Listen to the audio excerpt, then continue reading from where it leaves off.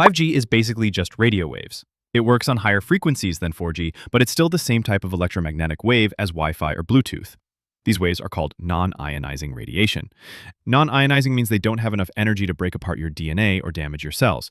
Compare that to ultraviolet light from the sun, which starts around 10 to the 15 hertz, millions of times higher than 5G.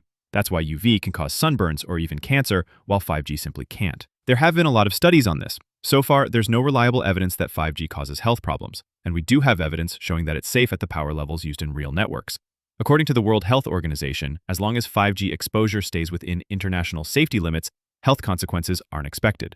And a major 2025 study across 10 European countries confirms that environmental 5G exposure remains below those limits, even during heavy usage. So, health isn't the problem. The real risks are in security and privacy. More connected devices mean more things to hack. Governments can use 5G for mass surveillance, and critical infrastructure depends on it, which makes it a big target. That's why 5G isn't safe at all, but not for the reasons most people think. By the way, if you write shell scripts, one mistake and your system is gone. But ShellDef scans shell scripts for errors and bugs and gives a fixed version of the code. Check it for free from the link below.